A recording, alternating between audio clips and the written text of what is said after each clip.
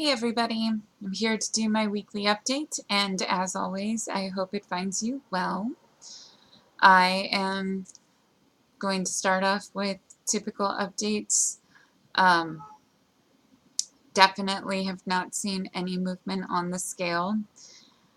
Definitely still frustrated with that fact, and um, I really wanted to see some movement, a little bit more encouraging movement in that regard prior to my checkup this coming week.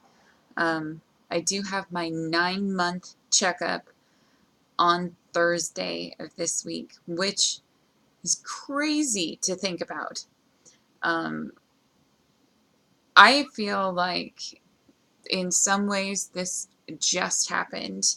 My I feel like I just had this gastric bypass done, and then I also have to sit and think, like, it really didn't just happen, that a lot of things have changed. Um, a lot of time has passed, and, but, 9 months is still not a year, and uh, who knows what a year will bring, right? Still have some time. Um, Not that I'm really holding out that I'll hit goal weight by the end of the first year. But I think that I'll be closer, hopefully. I do feel like I made some progress this week, though, and I decided that I wanted to talk about that during this video. So maybe long, maybe it won't be, um, but we'll just see what happens.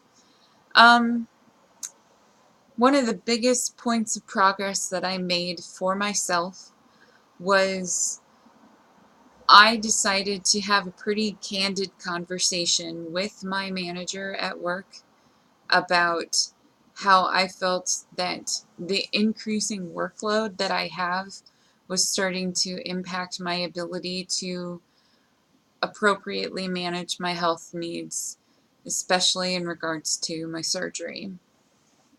I started to think about that because I keep talking about how I don't know if I'm consistently hitting my protein numbers. I don't know if I'm consistently hitting anything. Um, Definitely no, I'm not always taking my vitamins. Um, and I definitely think that it's starting to impact my ability to feel healthy and happy and to even retain energy in my body.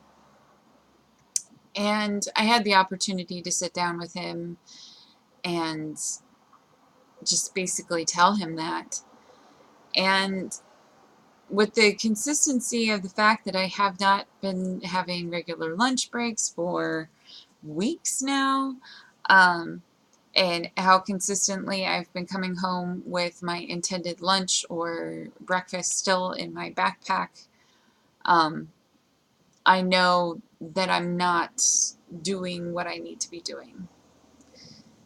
And so, I've asked in my support groups, like, do you guys use any scheduling apps for your food? Like, do you put in reminders um, to get yourself to do what you know you need to do?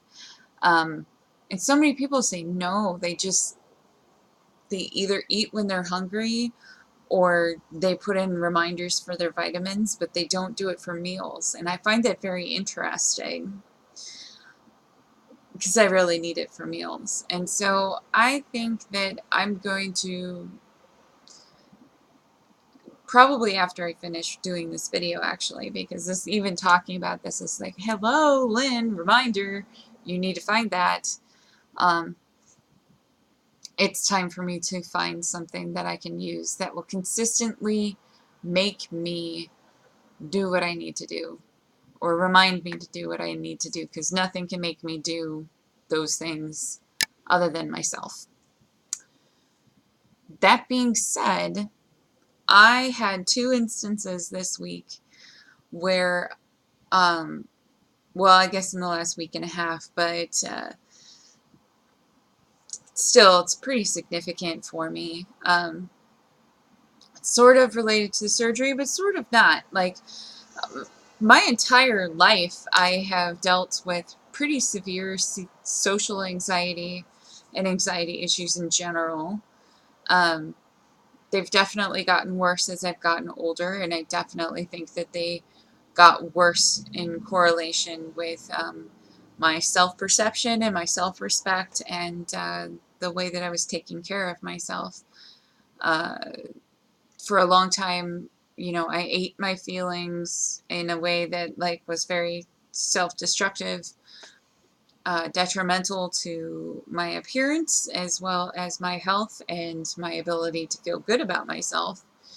So, um, over the last couple of years, I really decided to make a point to try and change some of the tendencies that I had with my anxiety and stop letting it uh,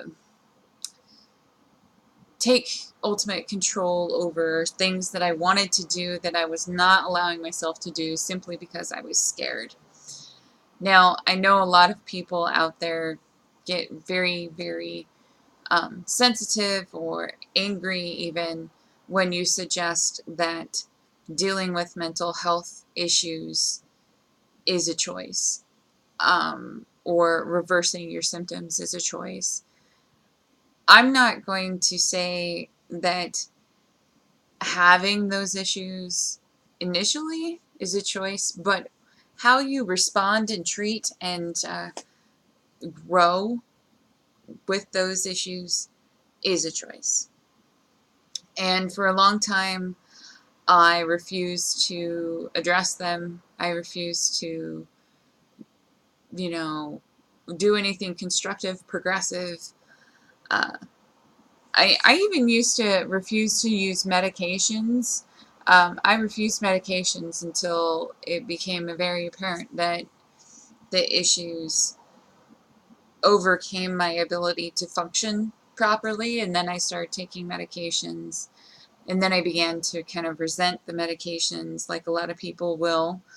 Um, and so I kind of changed my tactics again at that point, and um, I said I can either be reliant on the medications or I can be reliant on my own power and my own will. Now I kind of do a hybrid of both. I do use medications when necessary. Um, Thankfully, it's not often necessary. Uh, but more often than not, I do what I call, you know, immersion therapy, which means basically I know what causes my anxiety to spike, and I still plan to do those things. I still make myself do those things. I still make an extreme effort to do those things without taking any anxiety medications. And I definitely think that the exposure has improved my quality of life, even though there are definitely days where I have breakdowns and the anxiety becomes a sensory issue for me. Like, just, I become overly anxious and then I need to kind of shut down for a little bit and recharge. But anyway, the bonuses that I've had is that over the course of the time that I've been working acutely, through the surgery and through some of the issues that you try to address around surgery, um, I've worked a lot more on the anxiety issue.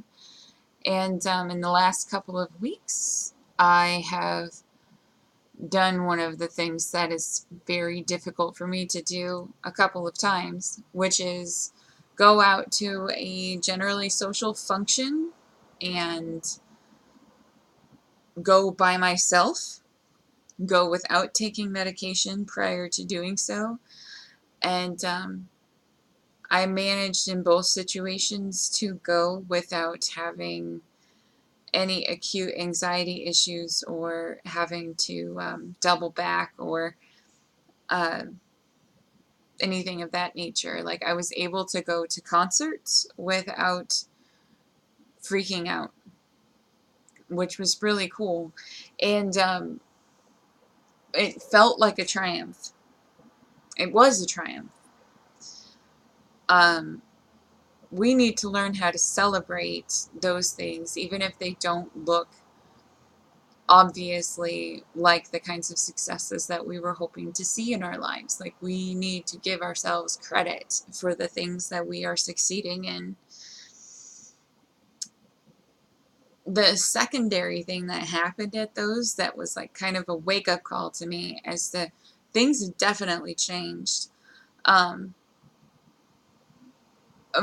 the course of my 34 years,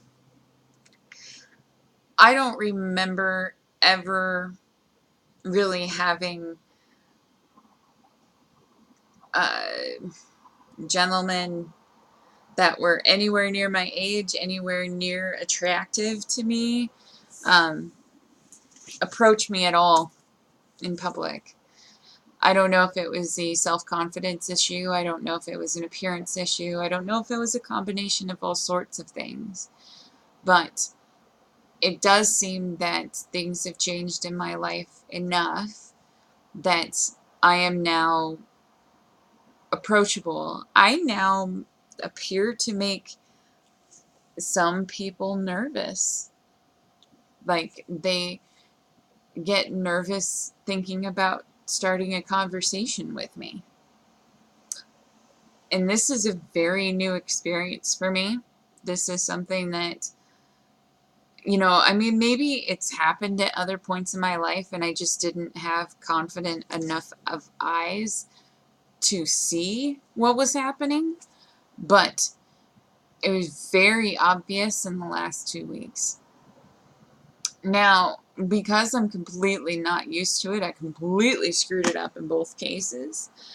Right now, I'm really not looking to start anything or to hook up or, flirt or really anything. But I'm not opposed to having a conversation, and I apparently can't do that either because I definitely screwed it up. But it was so, like, and to be completely superficial and self-absorbed about it, oh my God, it was so validating to me. Being a tall, heavy-set woman my entire life, I have always felt like I had to apologize and kind of almost insist or beg for attention. So the fact that, like, I got to experience what it was like to have people work up the nerve and not be so slick about it, and then make the approach and have it go awkwardly and horribly wrong. I feel like, I'm like, oh, it's so late in my life.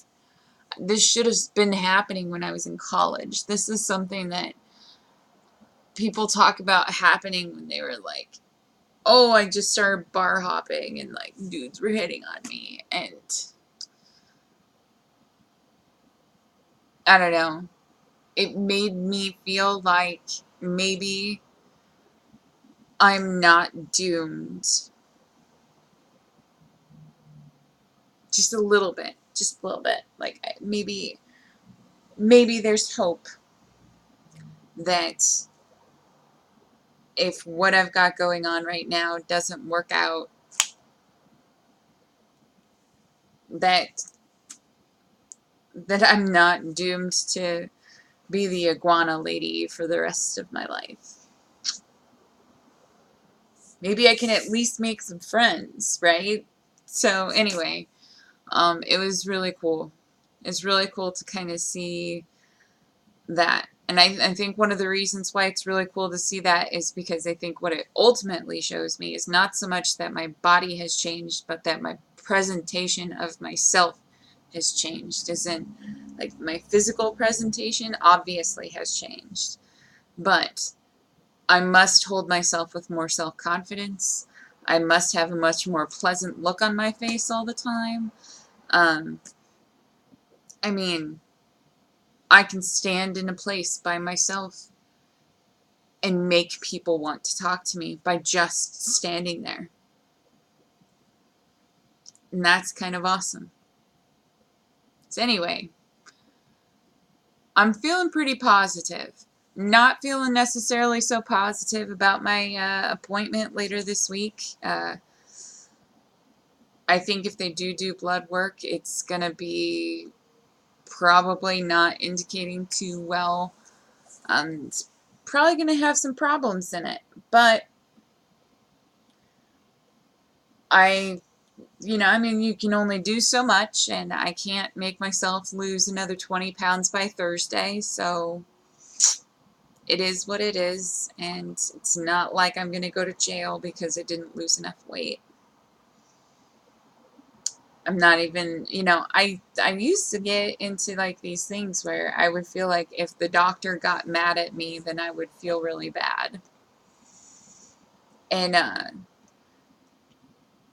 it was just, it's a weird mentality to have, like, to really want the approval and the vote of success from your professionals. But I think I might be starting to kind of get over that. I mean, sure, I'd still like her to be happy with the progress that I've made and things like that, but ultimately, like, I can't change what's going on with my body or what has gone on with my body. I can change what happens moving forward, but if my slow progress is a result of my mistakes or mistakes that I've made that I'm not aware of, or ones that I know I'm aware of and I made consciously,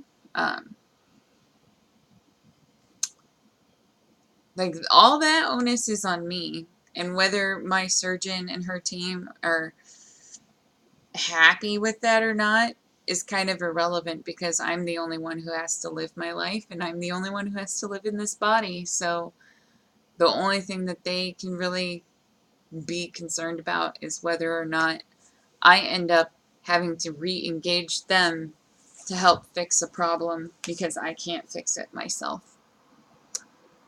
Anyway, I'm going to go for the day. I'm going to continue enjoying the beautiful day with my open windows and my random cleaning.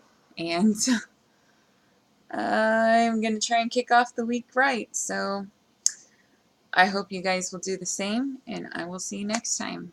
All right? Bye.